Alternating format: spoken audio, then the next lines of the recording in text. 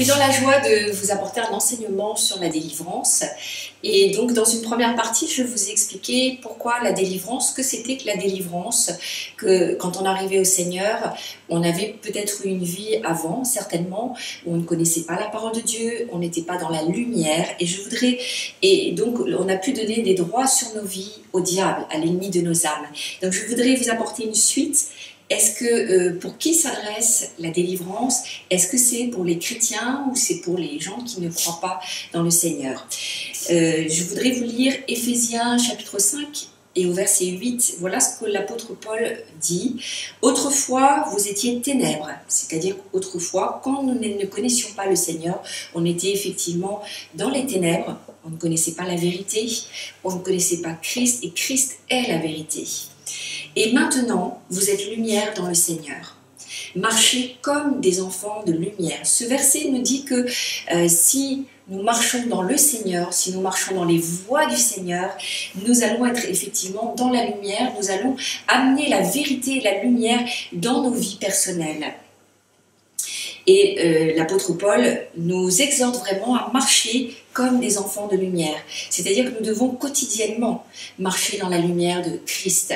Nous devons, dans nos choix, dans nos décisions, dans notre quotidien, c'est pas une fois le dimanche que nous devons marcher dans la lumière, mais dans notre quotidien, tous les jours, pas à pas, au fur et à mesure que nous allons être renouvelés, que nous allons avoir la pensée de Christ, que nous allons connaître ce que Christ attend de nous, alors il va y avoir un renouvellement qui va s'opérer. Et c'est une marche, nous sommes en marche avec le Seigneur.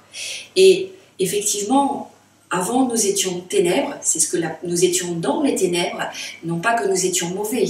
Bien sûr, notre nature avait besoin d'être régénérée, bien sûr, nous obéissions, la Bible nous dit que nous obéissions au prince de ce monde, qui est le diable, mais on n'est pas forcément tout à fait méchant.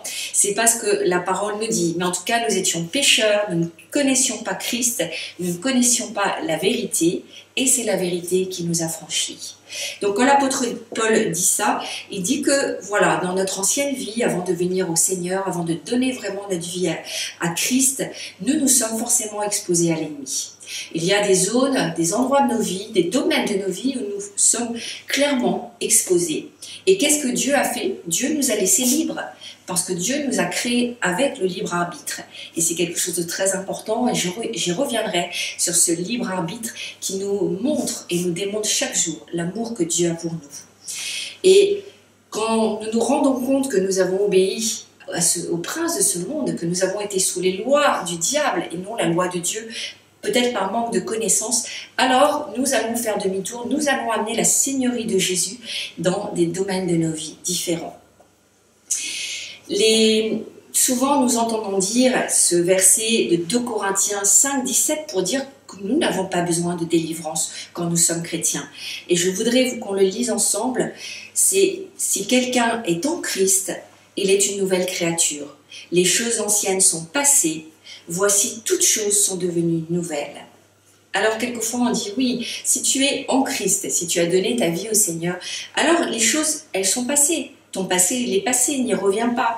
Et maintenant les choses sont devenues nouvelles.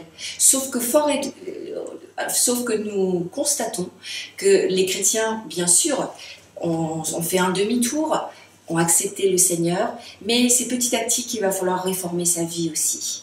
Même s'il y a eu un renouvellement, puisqu'on peut être, et on est né de nouveau, ça c'est la part de Dieu, la part de l'homme c'est la conversion, la part de Dieu c'est la nouvelle naissance, où Dieu va ouvrir l'esprit pour qu'on puisse comprendre les choses de Dieu. Mais il est question dans ce verset plus que les choses, au fur et à mesure que notre vie va être en Christ, que je vais amener la lumière de Christ dans ma vie, dans bien des domaines de ma vie que nous verrons ensemble, à ce moment-là, toutes ces choses, elles vont devenir nouvelles. Donc toutes les choses sont effectivement, et c'est la volonté de Dieu, vont devenir nouvelles, sont en train de devenir nouvelles dans ma marche avec le Seigneur, au fur et à mesure que j'amène la lumière de Christ et que ma vie va être conforme à la parole de Dieu. Voilà, soyez abondamment bénis. Je vous dis à très bientôt pour une autre émission sur la délivrance.